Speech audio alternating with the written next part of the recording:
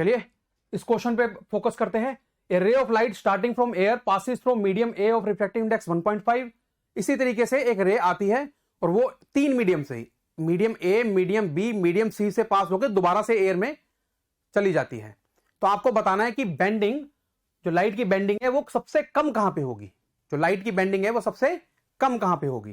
तो अब इसको किस तरीके से समझा जाए, ये हम इस पे सबसे पहले तो इस कॉन्सेप्ट को डिस्कस करना पड़ेगा, फिर उसको यहां पे अप्लाई करना पड़ेगा। तो चलिए कॉन्सेप्ट का डिस्कशन करते हैं। यहां पे मैंने एक डायग्राम लिया है जहां पे रे आपकी रेयर से डेंसर जा रही है, और अगर रे यहां पे रेयर से डेंसर जा रही है तो हम जानते हैं रे किस तरफ बेंड करती है, टुवर्ड्स द नॉर्मल।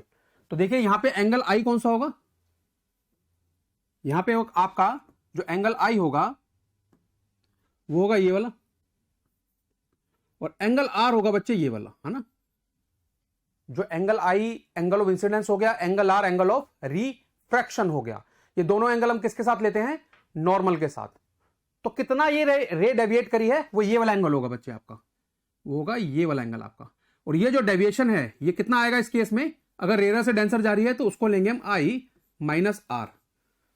बहुत सिंपल सा कॉन्सेप्ट है।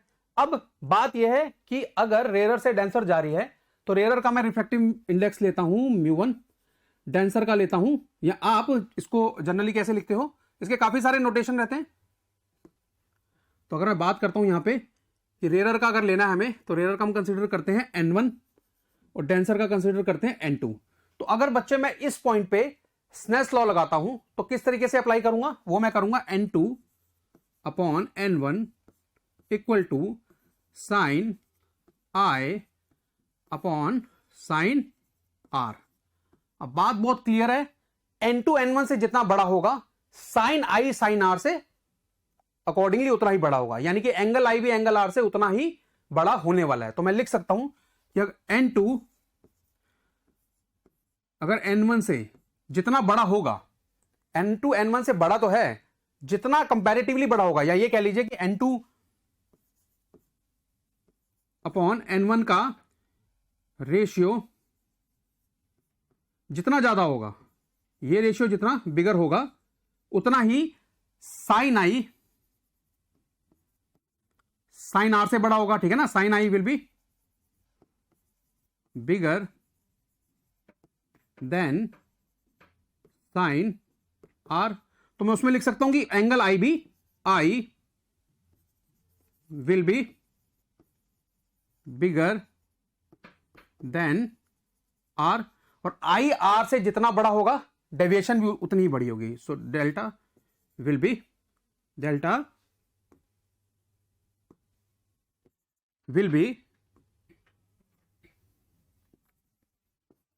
बिगर।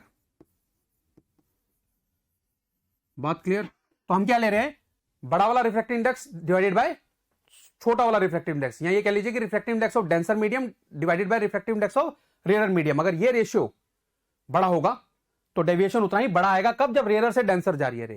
तो हमको डेंस और करना क्या है, बड़ा रिफ्रैक्टिव इंडेक्स डिवाइडेड बाय छोटा रिफ्रैक्टिव इंडेक्स। इसका आंसर जितना बड़ा आएगा डेविएशन उतनी ही ज्यादा होगी। अब हम बात करते हैं इस कॉन्सेप्ट की, किसकी, जब हम बात कर रहे हैं रे की, कि रे डेंसर से रेयर जा रही है। तो मैं डेंसर का यहां पे फॉर्मूला लेता हूं, रिफ्रैक्टिव इंडेक्स लेता हूं, n2 ले लेता हूं, यहां पे रेयर का n1 ही लेके चलता हूं। तो यहां पे एंगल आई आएगा बच्चे आपका, यहां पे एंगल आर ऐसे आएगा। अब यहां पे एंगल आर आपका आई से बड़ा होगा, एंगल आर यहां पे आपका एंगल आई से बड़ा होगा। तो ये जो डेविएशन है रे की, ये जो रे की डेविएशन है, ये डेविएशन अगर आपको निकालनी है तो ये कितनी आएगी, इस बार आर माइनस आई आएगी। इस बार क्या आएगी, ये एंगल आर माइनस एंगल आई आ जाएगी। इसकी बात हो रही है बच्चे, इसको मैं यहां एक्सप्लेन कर रहा हूं, ठीक। अब ऐसे अगर होता है तो यहां पे भी अगर मैं स्नेल्स लॉ लगाता हूं तो क्या लगेगा, n1 upon n2 equal to sine I upon sine are.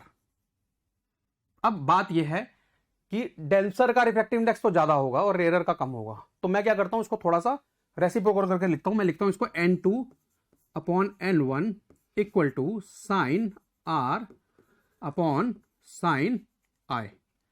अब बच्चे बात यहां पे यह है कि n2 n1 से जितना बड़ा होगा, n2 n1 से जितना बड़ा होगा, एंगल आर भी एंगल आई से उतना ही बड़ा होगा। तो सेम स्टेटमेंट्स है ना, if N2 is very very bigger than N1, then sin I will be very very bigger than sin I, और ये कह सकता हूं कि R angle will be very very bigger than I। तो वहां से जब डेविएशन आप निकालोगे तो R माइनस I वो भी काफी बड़ी आएगी। पिछली बार डेविएशन क्या थी बच्चे आपकी, I माइनस R थी, और इस बार R माइनस I है। बट दोनों में आपने एक चीज कॉमन देखी, हम हमेशा रेशियो कौन सा निकाल रहे हैं, डेंसर मीडियम का refractive index divided by rare medium का रिफ्रैक्टिव इंडेक्स। और ये रेशियो जितना बड़ा होगा, ये रेशियो जितना बड़ा होगा, डेविएशन उतनी ही ज्यादा आएगी, इररिस्पेक्टिव ऑफ रे आपकी रेयर से डेंसर जा रही है या डेंसर से रेयर जा रही है। तो हमारा फोकस होना चाहिए higher refractive index divided by lower refractive index, ठीक है ना। डेंसर का रिफ्रैक्टिव इंडेक्स जो एब्सोल्यूट है डिवाइडेड बाय किसकी वैल्यू, जो रेयर मीडियम है उसके रिफ्रैक्टिव इंडेक्स की वैल्यू। अगर ये रेशियो आपका बड़ा आ जाता है तो इसका मतलब आपकी जो डेविएशन है वो भी बड़ी आएगी, और अगर इसकी वैल्यू छोटी आती है तो इसका मतलब वहां पे डेविएशन या बेंडिंग भी लीस्ट होगी। अब अपने क्वेश्चन पे चलते हैं। हमारे क्वेश्चन ने बोला है the bending of light is least, आपको वो निकालना है मीडियम। तो चलिए पहले तो जो क्वेश्चन में गिवन है वो डायग्राम बनाते हैं। यहां पे आपकी एयर थी, उसके बाद रे आपकी किस में आई, मीडियम ए में, उसके बाद आई आपकी मीडियम बी में एंटर कर गई, फिर एंटर कर गई आपकी मीडियम सी में, और वहां से दोबारा एयर में। तो रे यहां से कहीं से आ रही होगी आपकी, ठीक है। अब आगे के डायग्राम आपको पता ही है, जब मैं रिफ्रैक्टिव इंडेक्स लिखूंगा तो आप जानती हो टुवर्ड्स द नॉर्मल जाएगी या वे फ्रॉम द नॉर्मल जाएगी, बट उतना डिटेल नहीं जाना है हमको, है ना। हम ऑलरेडी कॉन्सेप्ट डिस्कस कर चुके हैं। तो एयर का कितना रिफ्रैक्टिव इंडेक्स होगा, 1 होगा। ए मीडियम का कितना रिफ्रैक्टिव इंडेक्स है, 1.5। बी का कितना है, 1.33। सी का कितना है बच्चे, सी का है 2.42, और एयर का दोबारा से 1 है। तो अगर मैं यहां पे बेंडिंग निकाल रहा हूं एयर से ए में, तो वो बेंडिंग के लिए higher refractive index upon lower refractive index का रेशियो निकालता हूं मैं। चलिए 1.5 अपॉन 1, इसका आंसर कितना आ जाएगा, 1.5। इसका आंसर कितना आ जाएगा, 1.5 ही आ जाएगा। अब ए से बी में अगर करना है तो हायर बाय लोअर, जैसे मैंने आपको कॉन्सेप्ट बताया था उसी पे फोकस करते हैं। 1.5 डिवाइडेड बाय 1.33, कितना आंसर आएगा बच्चे इसका, आप कैलकुलेट जब करोगे तो ये आएगा 1.12। उसी तरीके से जब रे बी से सी जाएगी तो आप हायर डिवाइडेड बाय लोअर करोगे। मैटर नहीं करता कि डेंसर से रेयर जा रही है, रेयर से डेंसर जा रही है, ये सब मैटर नहीं कर रहा, मैंने आपको पहले बता दिया। बड़ी वाली वैल्यू डिवाइडेड बाय छोटी वाली कर दो आप। तो यहां पे मैं क्या लूंगा, 2.42 डिवाइडेड बाय 1.33, इसका आंसर बच्चे कुछ आएगा 1.81। अब यहां पे क्या होगा, यहां पे भी हायर डिवाइडेड बाय लोअर, जब सी से एयर जाएगी फाइनली तो वो ले लेंगे हम 2.42 डिवाइडेड बाय 1, और ये आ जाएगी 2.42। अब अगर हमें क्वेश्चन ने पूछा है लीस्ट, तो सबसे छोटी वाली वैल्यू पकड़ लो आप। अगर पूछा है कि सबसे ज्यादा बैंड कहां होगी, तो सबसे हायर वैल्यू पकड़ लो। सबसे ज्यादा बैंड कहां होने वाली है बच्चे, यहां पे मोस्ट डेविएशन होगी। कब, जब रे आपकी इस यहां पे सी से एयर जा रही होगी, सी से एयर जा रही होगी। बट ये आंसर हमारा नहीं, हमको क्या निकालना है, लीस्ट निकालना है। तो लीस्ट आंसर बच्चे कहां पे आ रहा है, ए से बी। जब रे आपकी ए से बी मीडियम जाएगी ये, तो यहां पे आपका आंसर जो आएगा वो क्या आएगा, लीस्ट आएगा, ठीक है। तो कौन सा होगा, ए मीडियम से बी मीडियम जाने वाली रे सबसे कम बैंड होगी। तो कौन सा हो सकता है आंसर आपका, आंसर नंबर, या ये कह सकते हैं कि ऑप्शन नंबर बी जो है वो आपका करेक्ट आंसर होगा। Clear, thank you.